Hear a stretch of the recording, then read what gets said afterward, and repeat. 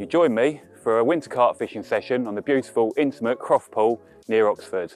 Now it's early January, but this place is shallow and it's got good winter form. Hopefully with a couple of tweaks to my approach, I'll be able to nick a bite or two. In winter, a lot of lakes can shut down. Obviously it depends on the venue, and that's why it's so important that your venue choice is correct for this time of year. Deeper lakes, once that temperature has dropped down, the fish can become torpid and they won't be moving for a couple of months, and hence they're not a realistic proposition to get a bite when it's really cold. Shallow lakes tend to be much more affected by the weather conditions at the time, so if you get a period of mild weather, warm rain, big winds, that can be enough to wake the fish up and get them on the feed. So those are definitely the type of venues to be targeting at this time of year.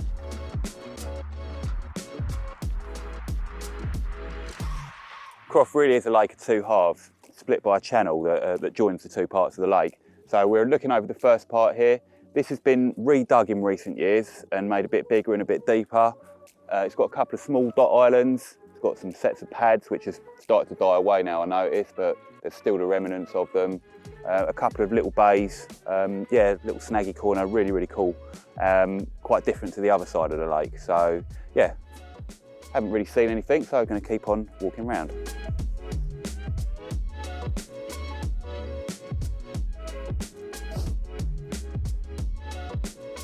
This is a really cool corner of the lake, lots of features. We've got snags, we've got dead pads. Looking up the mouth of the channel there's a really lovely carpy view. It's certainly the sort of place where I'd expect there to be a few carp held up, but it's not going to be the only place. So I think rather than fish from this swim, I'll fish from the island opposite, which keeps my options open a little bit, and that's important for this session, I think, where the fish could be in either half of the lake. It'd be much easier for me to just walk my rods up and down between the two halves of the lake, allow me to target both them areas. So let's get on, have a little look. Whatever the time of year, when I get to a lake, I'm having a look around before I set up my stall. There are going to be more likely areas to check, and I want to confirm or maybe not confirm whether there's carp there. So yeah, don't neglect a walk around the lake, check it out, see if you can see anything. The smallest signs can be the difference between success and failure.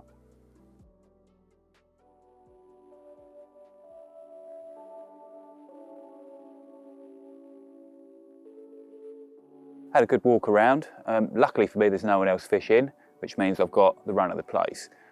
There's a couple of different options here. The problem with this lake is that it's kind of split into two halves, and the fish could be in one half or the other, or both. What I don't want to do is to spend the whole of my trip up at one end and the fish be up the other end. So I'm going to start off up at the first end that you get to. There's a nice deep run, there's a big snag there. There's two big snags actually, two good holding areas for fish. And hopefully I'll be able to nick a bite from there, and we'll see. I'll move on from there, but one spot at a time, give it a couple of hours. I need to tie a new rig up. I've got one ready done, but I'm short of one, so usual multi-rig. Such a simple rig to tie, even with cold hands. 2 overhand loops, one for each end of the rig, one for the hook and one to loop over the swivel. Right, citrus pop-up, going for a 15 miller, and I'm going to go for one of the lighter pink ones, washed out. That's my favourite colour at this time of year. Attached via the bait screw. Right, that's my finished rig, nice and simple. I'm going to fish that over a little spread of boilies, a couple of pouchfuls, enough to try and get the fish moving around. There's not a great deal of natural food in here for these guys, so a few boilies, yeah, it's going to work well. I could use particle baits, maggots, but there's a lot of silvers and roach in this lake. And yeah, they can be a bit of a nuisance. You find yourself fishing over nothing. So safer to put a couple of pouchfuls of 12 mils over the top. Anyway, messed about for long enough. Let's get the rods out. Because the metabolism of the carp in winter is that much slower, they don't need to feed. In fact, sometimes they don't need to feed for days, weeks at a time when the weather's really cold. Whereas on a day-to-day basis in the summer, you'd expect those carp to feed every day. In the winter, they will feed, but often the period of feeding is a lot shorter. Those times are compressed, sometimes to just a few minutes a day. So if you can identify when those feeding periods are most likely to be and that you've got all your traps in place at the right time, you're going to get the best results. Well, that's mad. No sooner do I get a bite than the other rod goes. I think there's something to be said for feeding spells at this time of year. It wasn't a first light bite today. A little bit later in the morning and the fish just seemed to have switched on. That's both my rods have gone in the space of about 10 minutes. Feels like quite a decent one actually. Feels a bit heavier than the other one. Oh, they're fighting so hard. It's the beginning of January, the water's freezing, but they are really lively.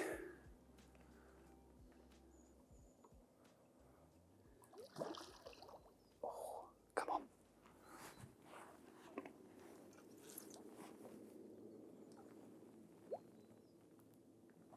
Oh, come on, in you go. Yes. That will do. A nice brace of winter mirrors. Beautiful. Cool split dorsal, look. Gap in the middle. First one of the trip. And the importance of location paying off for a quick bite there. There's obviously a couple of fish holed up in this area because he wasn't the only one. But yeah, really cool one. And considering it's January, haven't had to wait too long for the bites either. Oh, this one's quite a bit chunkier. I should say probably close to 20 pounds, thereabouts. But yeah, lovely carp. And again, this corner looks really good to me. It's a bit deeper along there at the mouth of the channel. And there was obviously a couple of carp held up there. But I think after the disturbance of 2, I'm going to try my luck on the other half of the lake for a couple of hours. I know that might sound a bit mad having caught a couple, but I can always come back here.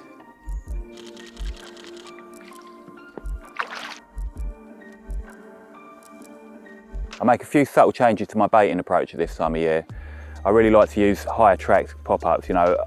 As much as the citrus is good, this is the time of year to really give it an extra boost, a bit of kick, a bit of sweetener, a bit of plume juice. Yeah, something that's going to make it zing and stand out from the freebies. And the same with the freebies actually. I want those to stand out. I want those to really trigger a carp into feeding if it's nearby. The water is actually quite clear on this session, so putting a few bright baits around the hook bait. I wouldn't normally do it in summer, but at this time of year I would. You know, it's something that sort of changes because the carp are much slower, much more lethargic, and I really want something that's going to trigger them into feeding.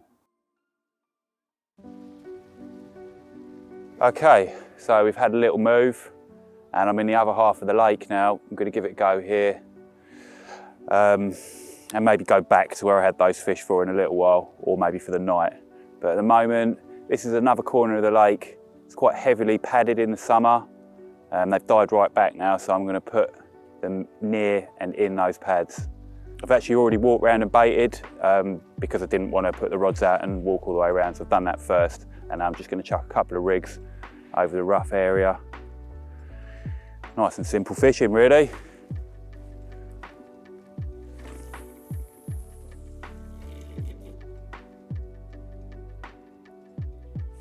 Lovely, nice drop.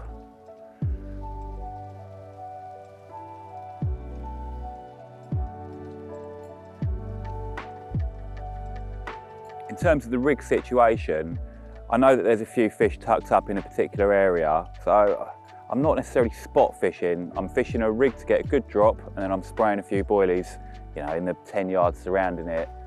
So anything that sort of enters that baited zone and starts picking up baits, I've got a good chance that it's going to come across my hook bait, and the way that you're getting them to feed by picking a bait and moving, it's going to hook itself.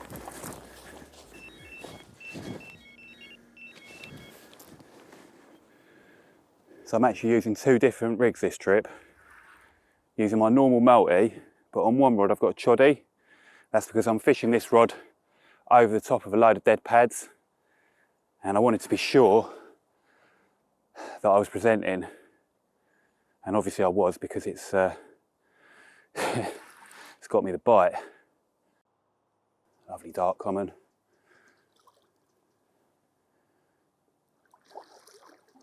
Here's a little stubby dorsal, that character.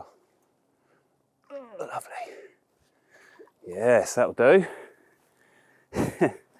Third fish of the morning, and well worth a little move down this end of the lake. Wow, that's a lovely old Oxfordshire cricket bat, isn't it? That move really paid off. I had a feeling there'd be a few in that corner. It's one that I've done well out of in the past, and a good winter area is usually a good winter area every year. This one was caught in a choddy. That's a bit unusual for me, but there was a really specific reason why I used it. Fishing over an old set of dead pads, and I really wanted to make sure that the bait was sitting up over the roots. And yeah, standard pink citrus pop-up and a little chod rig. He's a really cool one. Look at his dorsal, all gnarly.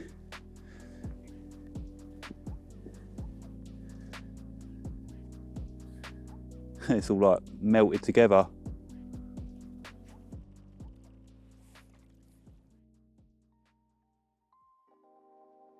Here's 3 cold water tips that will keep the bites coming in the winter. It's definitely worth keeping on the move. Even if you've had fish in a particular area, don't neglect other spots that are on your radar, spots that you've baited. If you drop onto fish, bites do come pretty quickly, so it's often worth rolling the dice. At this time of year, I want my hook baits to really shout, so I like to boost them up. And I'll do this long before my session. I'll coat them in plume juice, I'll stick plenty of citrus juice on top of them and get them dried out, rehydrated, dried out, so when they go in the lake, the carp can't avoid them, they can't ignore them. And lastly, I know it sounds cliche, but you need to be comfortable on the bank at this time of year. You're not fishing effectively if you're thinking about going home. And I know, like personally, if I get cold feet, I'm ready to go straight away. So decent winter clobber. And there's no need to suffer, no need to torture yourself. Take those comforts, take a heater, whatever it takes to keep you on the bank. Before I get the rods out again for the night, I'll just show you the 2 rigs that I've used today, and they're 2 rigs that I'll use for all my winter pop-up fishing. First of them's a multi-rig. You've seen me tie this one numerous times before. Really effective, simple, good for casting, lays over everything, really effective rig. Choddy setup's really simple, straightforward and safe. I'm fishing in 2 running beads, 6mm bore beads, just running, and they're enough to stop the chod where you want it, but they will pass over the knot really easily. And yeah, that allows the chod to slide up when it hits the water and make sure it lands over the top of anything that I'm fishing over. So, you know, even if I'm over a bit of pad root, the bait will settle down nicely. Really simple, really effective.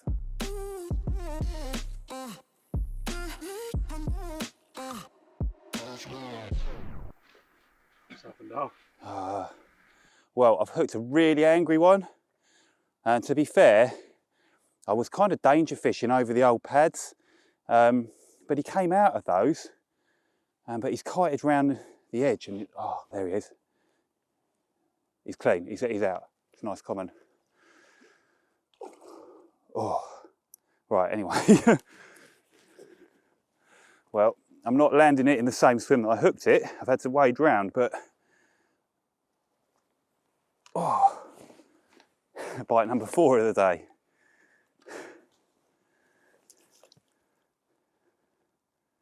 Wang my 3rd rod in the middle of the pads. I put several pouchfuls of bait over the top.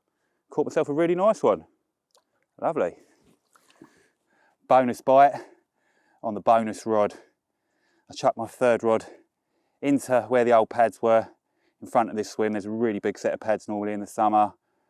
Put 3 or 4 big pouches of boilies over the top, and yeah, just getting dark, just starting to rain, absolutely melted off. Quite unexpected really. I wasn't sure whether I was going to stay in this half of the lake, but I think with this one, it's made my mind up. So yeah, I'm going to get this one back out. But yeah, it's been a really great day today on Croft. Yeah, winter has its own charms. As much as I love the summer, it can be busy. This time of year, there's often no one around. Take advantage of those quiet banks. Take advantage of the fact that the carp are at their peak weights. They're looking great. It's a good time to catch them, you know. So there's lots of positives to be taken from it. Go out and enjoy yourself.